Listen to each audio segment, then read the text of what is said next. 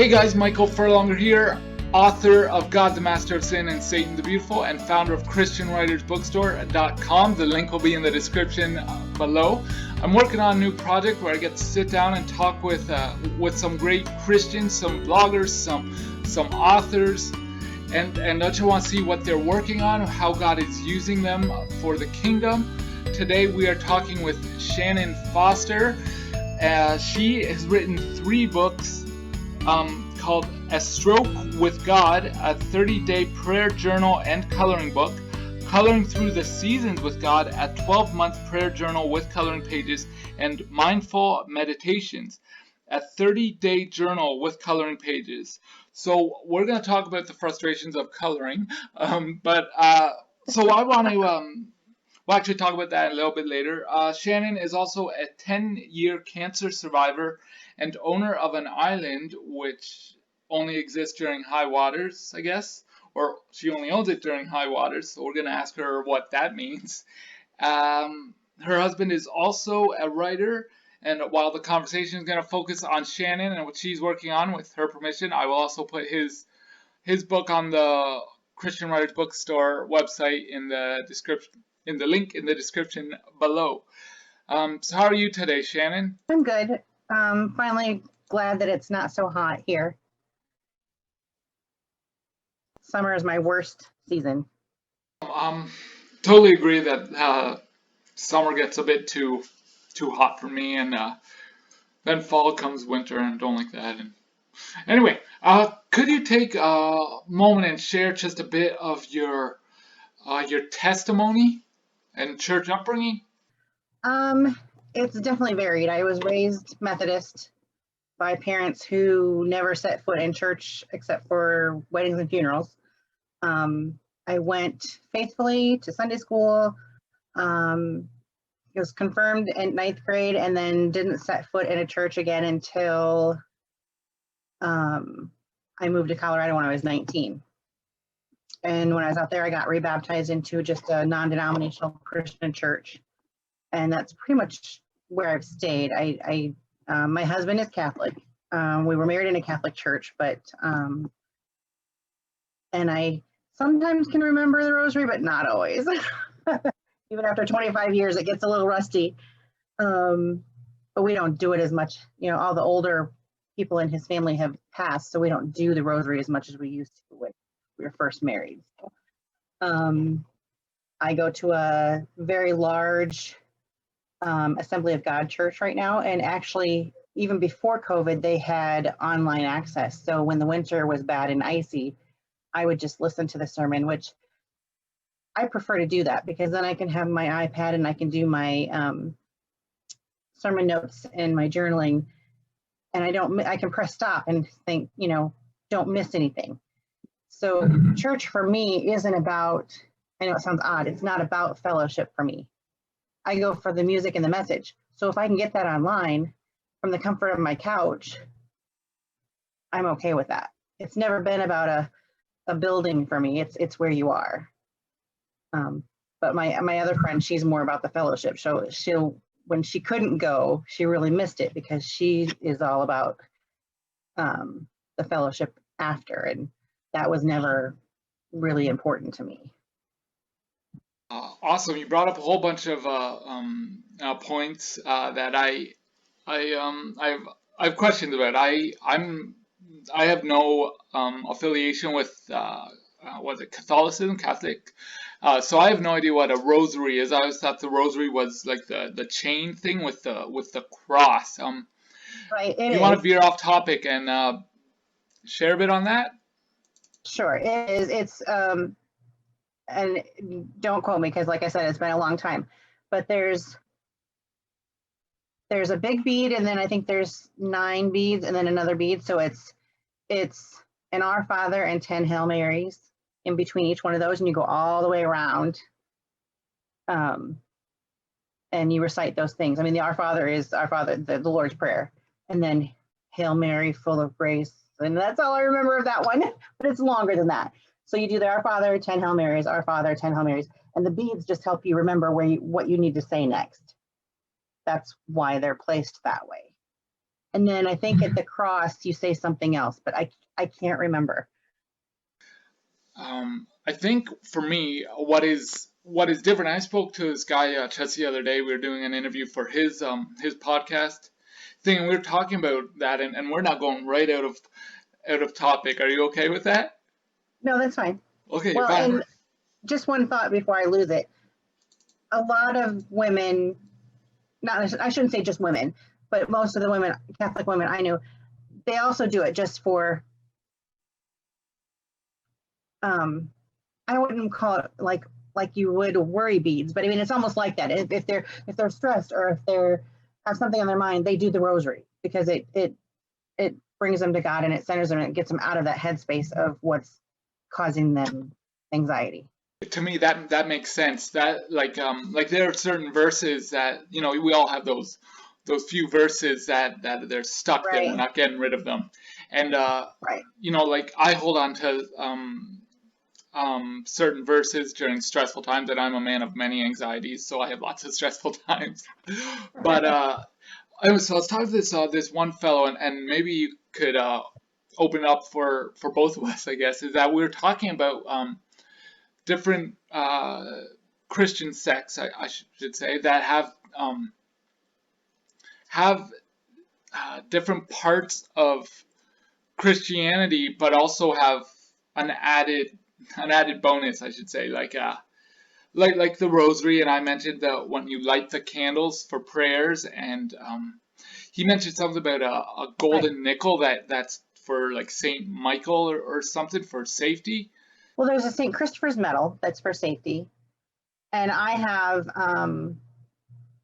a St. Anne's medal. When we were first married, we went through infertility, and my husband searched high and low for a St. Anne's medal because she's a patron saint of fertility, and so he got that. He tracked that down and got that for me for Christmas, and I still have it. We obviously weren't blessed with children, and then I got uterine cancer, so that was ended. But I still have it because, I mean, she's also the patron saint of barren women. So, I mean, she kind of fits me then and me now.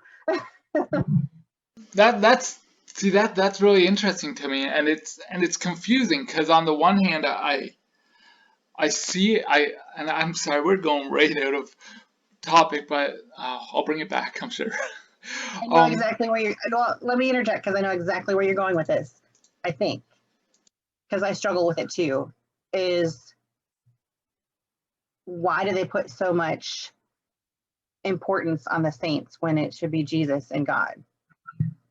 That's my, and I'm not saying it's not something that should be done. I just don't understand it because I wasn't raised that way. I don't know the full significance of it. Huh.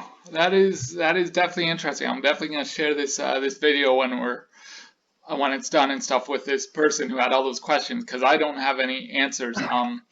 If anyone's watching this, I don't understand this stuff. I don't do this stuff. I believe that Christ is sovereign above all else, and I believe Shannon is in the same boat of ignorance that I am, that we don't understand a whole lot of stuff. But so if you're Christian, just yeah, I don't know what to say to that, but those are that's quite interesting. Anyway, right. Let's just move on to question 2. Okay, that's fine. Sorry. So question 2, you mentioned briefly, and as we were discussing about your cancer, can you share how your faith has been, how your faith was having cancer, being diagnosed, and how it was recovering from cancer? Actually, that was an interesting, I don't know, testament. And actually, I was diagnosed in 2006, so I think this year was year 14. I need to update that bio then because it says 10 years. But because I had infertility, I didn't have a cycle unless they made me have one. So I had gone years without having one. And then I started having some issues, and I thought, oh, well, maybe things have straightened out and I'm going to be normal again. But then it was more than that. I mean, I don't want to go into graphic detail, but I ended up in the ER from it. And so the doctor did they call it a DNC. They go in and check the uterus and do that. And he said everything looked fine. He said I sent some cells in to be checked, but he says I don't anticipate any problem. Then the next week from the time I was married, I always did the Relay for Life for cancer, where you walk, you get donations and you walk for 24 hours straight. Your team does. I don't know if they do that up there or not, but it's big here. And I was at the relay and I was watching, they do a survivor lap where all the survivors walk the first lap. And I was sitting there and I had the thought come across, that could be me. And then I didn't think about it. And I was just like, yeah, whatever. And I don't know where that thought came from. So then the next week I was diagnosed. And to be honest, I was never afraid of the cancer. I just knew it was going to be taken out and done and over with, and that was it. My fear and anxiety came from being heavy and dying on the table because I was too heavy. That's where my anxiety came from, and it was horrific. I had never had anxiety attacks ever, and they were horrible. I don't know how people live their life with that much anxiety all the time. So yeah, that was pretty much, I mean, like I said, I just knew that it was going to be taken care of, and that was it. I'm sure it was him telling me that. I know now, back then I wasn't as in tune to his voice, but I'm pretty sure now that that's what it was, is he was telling me it was going to be fine. Awesome. Yeah, I think that that I don't know what to call it, like an inner peace or whatever. I think that is God. I don't know, like, but anyways, I think that is God. In my personal opinion, I know that my church really focuses on the experience. I want to experience God, but I think sometimes the very just when calmness comes, sometimes I think that's God. As long as you, of course, you know that Christ is Lord and Savior. That's what I think. I hope. Right. Learning to hear His voice and to hear the Holy Spirit is hard. Because I kept saying to my friend, I'm like, you hear Him all the time. I hear nothing. I said, I hear nothing. And she says, yes, you do. You just don't know you're hearing it. You need to look at it differently. It's not always an actual voice in your head. Sometimes it's just a feeling, and you know. And that is a great segue, almost as if I planned it this way.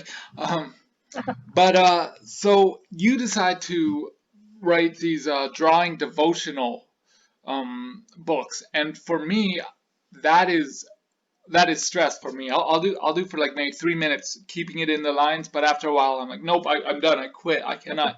It is so stressful. Art class and such was so stressful for me. Sorry. Right. So can you share a bit on the your approach of drawing and praying simultaneously? It started.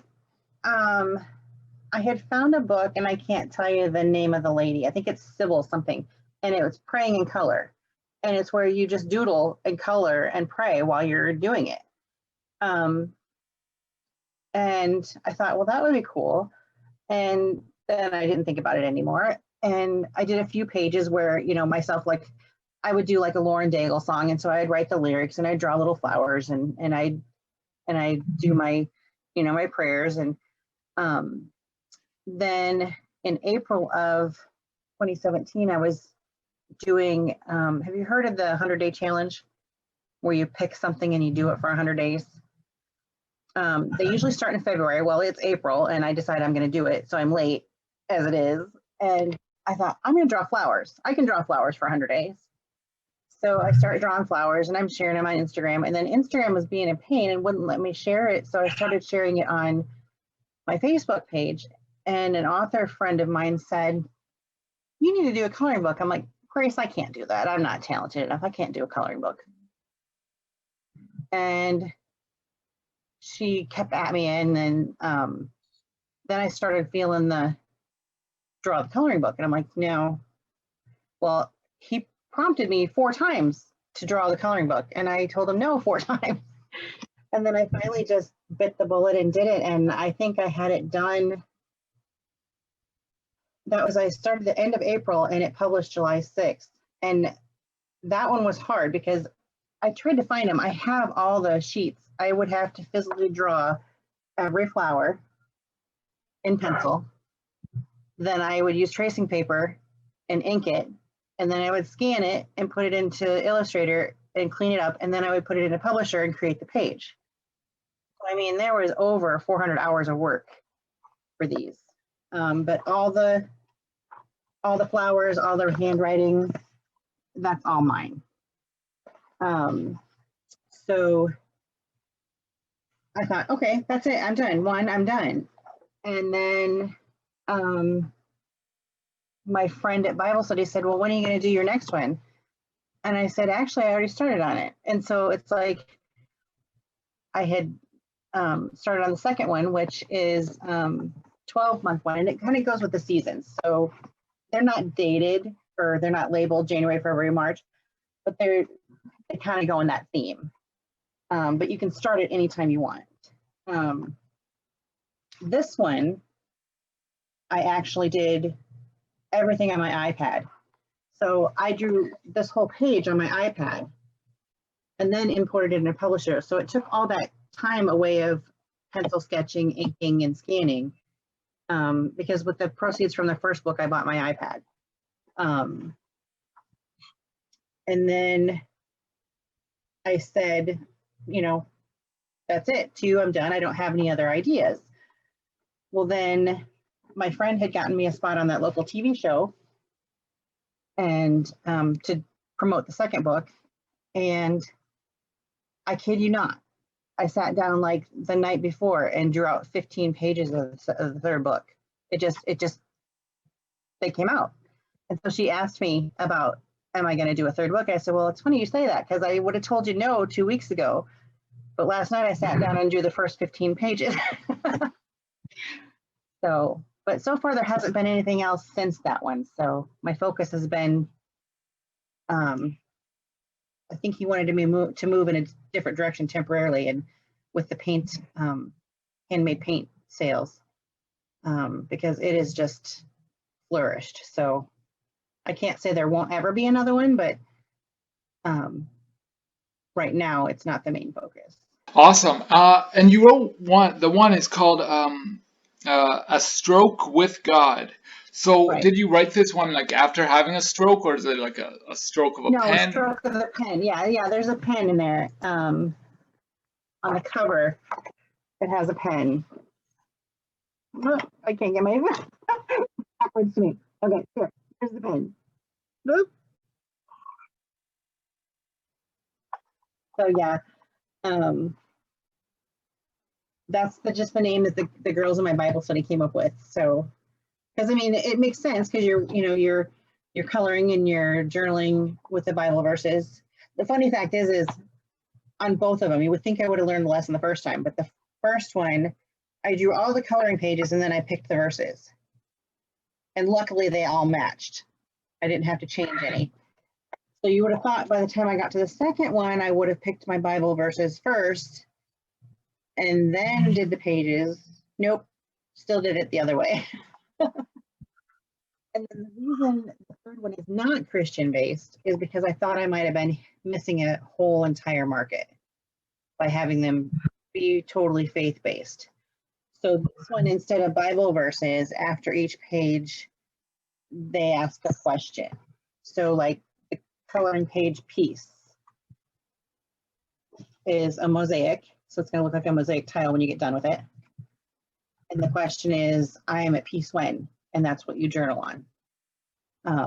And all of them are created really easy coloring pages. This one reminds me of Spider-Man. I didn't intend it, but when I see that one, it just it says truth.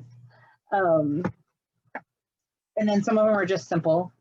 So I mean, my friend likes it because she can color one in 30 minutes and be done.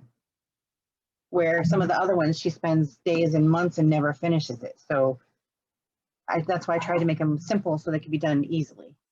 That's awesome. As you were showing them to me, I'm like, I could do that, but then I might get a bit stressed. But I definitely think that is a great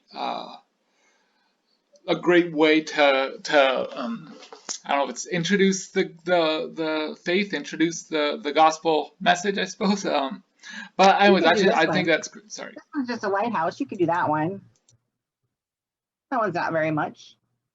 So yeah, I think those are I might be able to do one or two, but I definitely am thinking of like my niece and stuff. I've sat down with her and she's like, "Draw with me, Uncle Michael," and no, but I definitely think that I'm gonna check out some of those um, uh, for like Christmas and stuff.